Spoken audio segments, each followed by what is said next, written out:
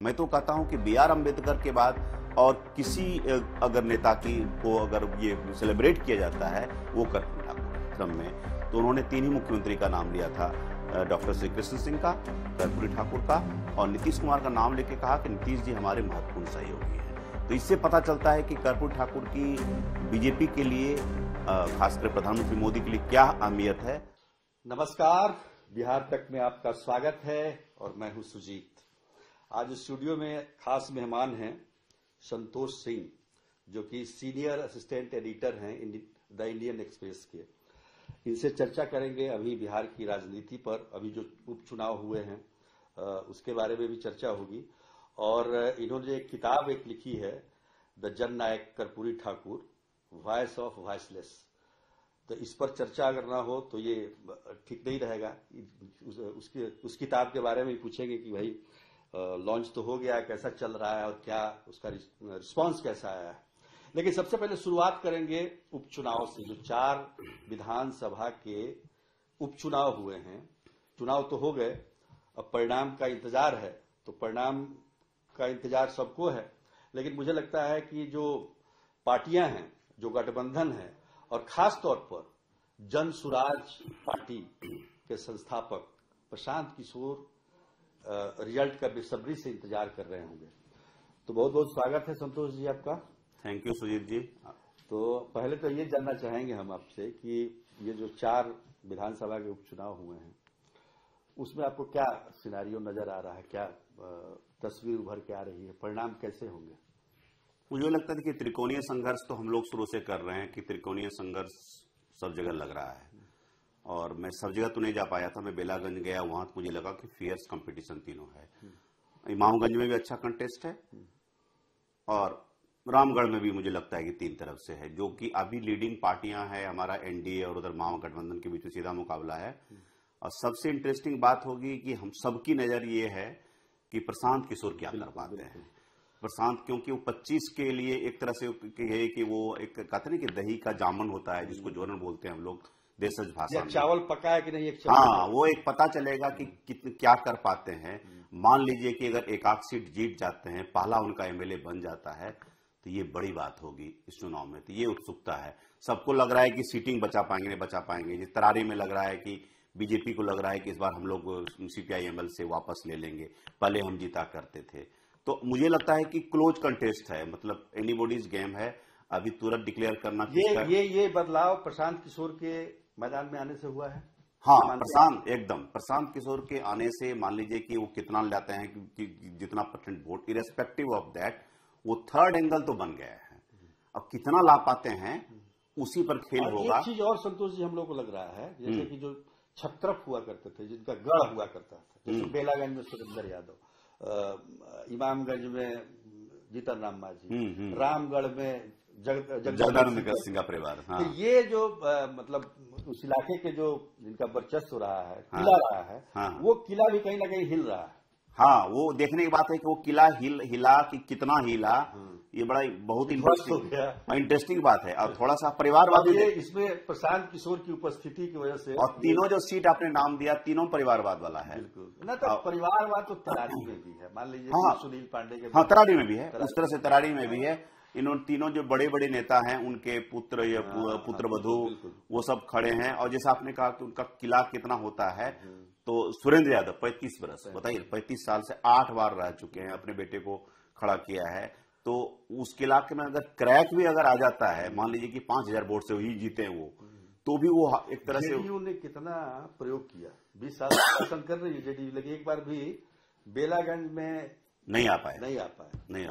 ये बात वही देखिए, वो हैंड्स डाउन जहां से हम लोग गए ढाबे पर बात कर रहे हैं, सब कह रहे हैं सुरेंद्र यादव तो मगध सम्राट है, उनको हराना बहुत मुश्किल है। ये कन्वेंशनल लॉजिक है।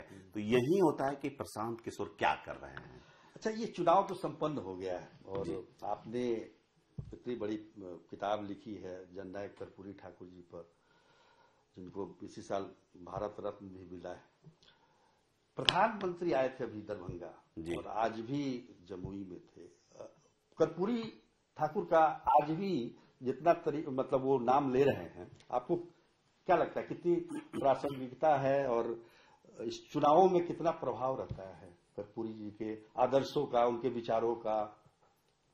देखिए, ये एक बीजेपी की पॉलिटिक्स का एक पार्ट आप देख रहे हैं कि जिस ध्रुव में जो बातें हैं उसको कोऑप्ट करो।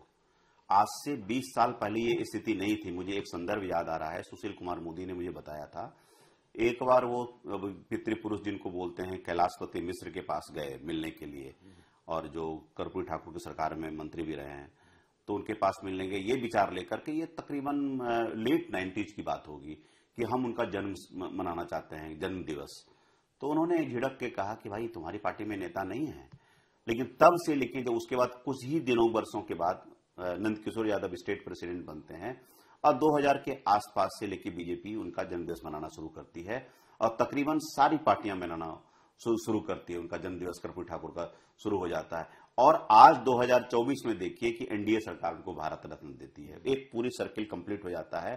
तो उनकी पॉलिटिक्स को कोऑप्ट, जो आप दरभंगा की तरफ की बात कर रहे थे, उन्होंने ये चर्चा की दरभंगा में कि किस प्रकार ऑफ मेडिकल इंजीनियरिंग में आपको हिंदी का, वही मैं पूछने वाला था कि भाई कर्पूरी जी का जो था ये बिना अंग्रेजी जाने भी मैट्रिक पास कर जाए, जिसको कर्पूरी डिवीजन कहा जाता है। जी जी जी। तो लोग बड़ा उस समय मजाक उड़ाते थे। हाँ। और आज देखिए कि मेडिकल की पढ़ाई अब हिंदी में होगी, और उसके लिए मातृभाषा पॉलिसी सरकार लेके आ रही है।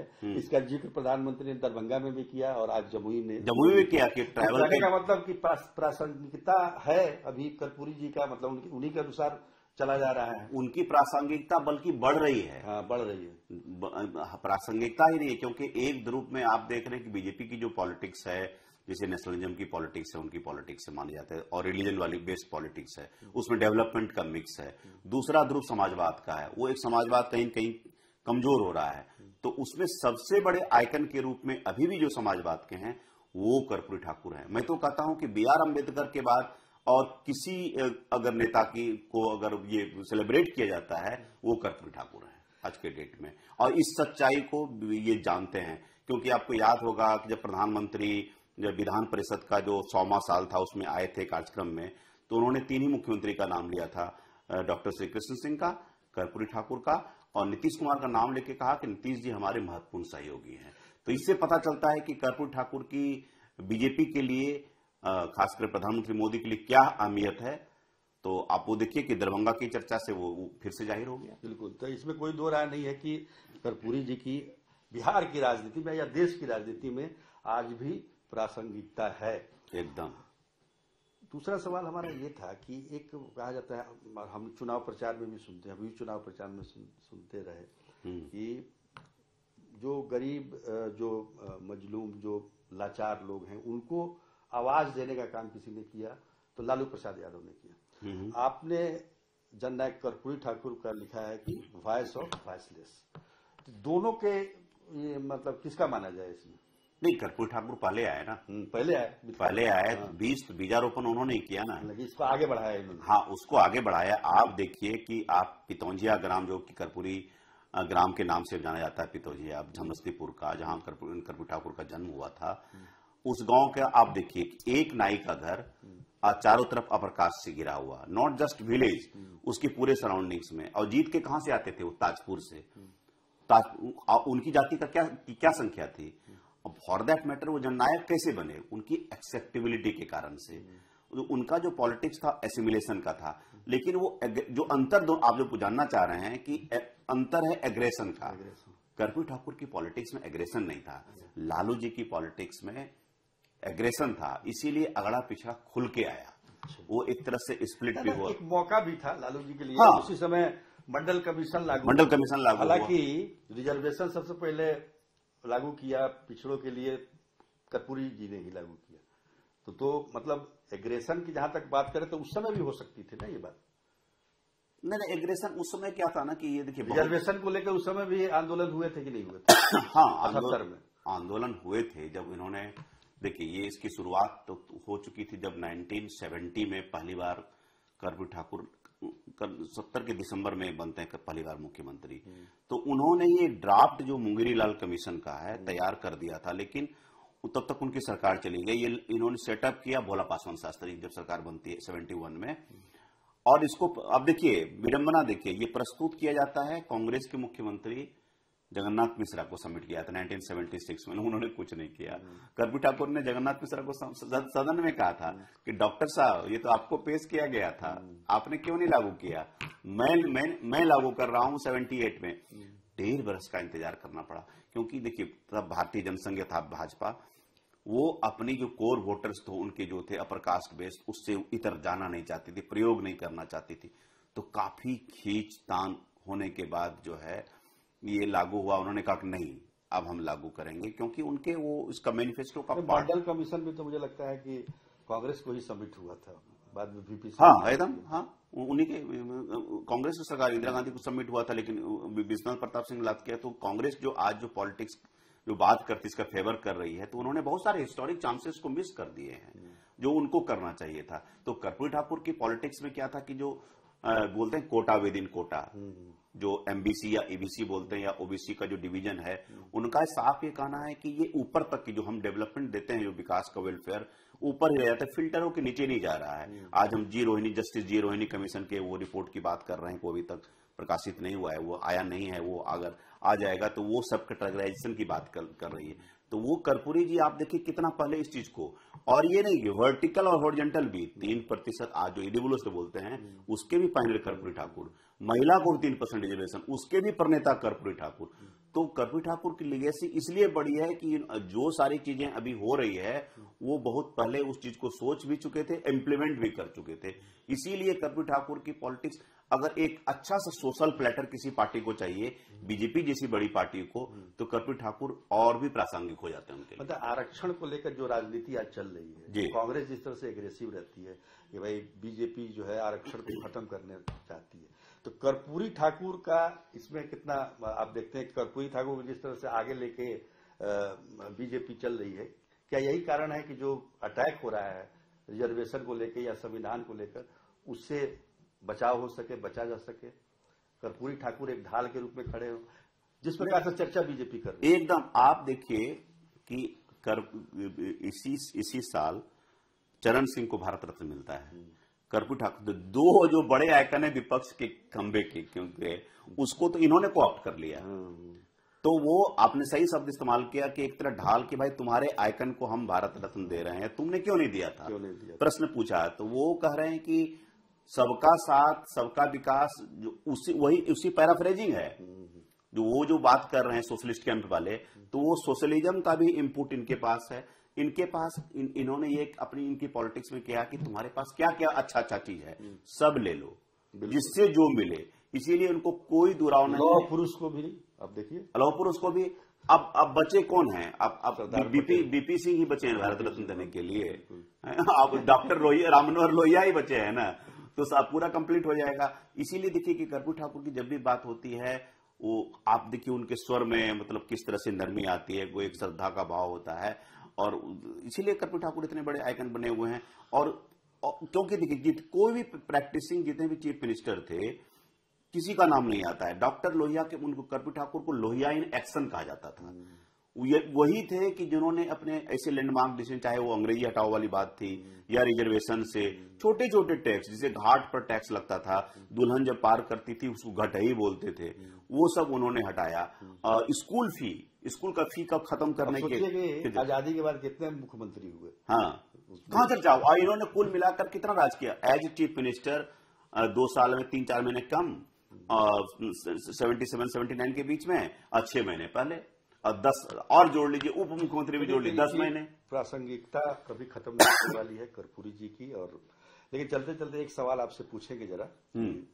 एक बात बताइए कि उनके कदमों, मतलब उनके नक्शे कदम कौन चल रहा है? लालू जी मैं समझ गया था कि आप इस तरह का कुछ प्रश्न पूछेंगे। देखिए दोनों अपनी अपनी तरह से चले।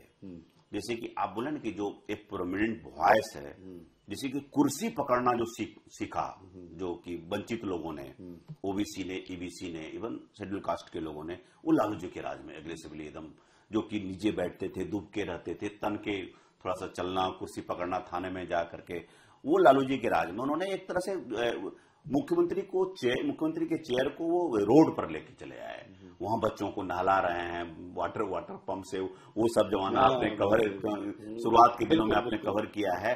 वो कांग्रेस का जो प्रोटोकॉल था ना कि मुख्यमंत्री एकदम निकलेगा नहीं बाहर, वो रोड पर मुख्यमंत्री को ले जो ऑर्डर आएगा उसी को। नीतीश कुमार ने क्या किया कि जो सोशल एम्पावरमेंट की जितनी थ्योरी थी, चाहे वो आप देखिए कि पंचायती राज सिस्टम में आप 50% रिजर्वेशन दिया और स्कूल का फी वेवर, मास्टर डिग्री तक नीतीश कुमार ने वेव कर दिया। तो मैं ये बराबर बोलता हूं कि कर्पूरी ठाकुर की नर्सरी में बहुत तरह के पौधे थे, ज्यादा अच्छे वाले पौधे नीतीश कुमार ने ले आए और कुछ पहले जो बबुल टाइप के भी कुछ थे, अच्छे भी थे कुछ खराब भी थे, लालू जी ले गए। या तो फल देने वाले पौधे हाँ, मतलब तो थोड़ा सा उनकी लालू जी की पॉलिटिक्स में कन्फ्रंटेशन था, कर्पूरी जी की पॉलिटिक्स में कन्फ्रंटेशन नहीं था। पीपल का पेड़ लेके गए आप मान लीजिए, तो उसमें घना तो दिखता है लेकिन हाँ, फल नहीं आता है। नहीं, सोशल इंपावरमेंट दोनों अपने तरफ से किया, हाँ, लेकिन एज ए पॉलिसी के रूप में कहेंगे तो पॉलिसी ज्यादा नीतीश कुमार दोनों को नाराज नहीं करना चाहते हैं। नहीं, मैं कोई डिप्लोमेटिक नहीं हूं। तो मैं ये बोलता हूं कि empowerment on ground Lalu ji ने स्टार्ट किया, इन्होंने सोशल इंपावरमेंट किया विथ पॉलिसी। उनके टाइम में कोई पॉलिसी नहीं आई, आज आप नीतीश कुमार की 10 पॉलिसी आप गिना सकते हैं। बिल्कुल, मैं ये बोल रहा हूं। चलते चलते एक और सवाल, क्योंकि शुरुआत हमने की थी उपचुनाव को लेके, तो ये 4 जो उपचुनाव हुए हैं विधानसभा के, उसमें 3 महागठबंधन के थे, मतलब सीटिंग रहे, और 1 एनडीए के। क्या मतलब वैसे ही रहेगा कि कुछ इसमें बदलाव? थोड़ा बहुत मुझे लगता है चेंज होगा। किसको फायदा होगा? थोड़ा सा मुझे एडवांटेज एनडीए का हल्का सा लग रहा है। चलिए, तो बहुत बहुत धन्यवाद आपका, आप हमारे स्टूडियो में आए, इसी तरह से आप आते रहिए। Thank you so much. आज के लिए इतना ही, नमस्कार।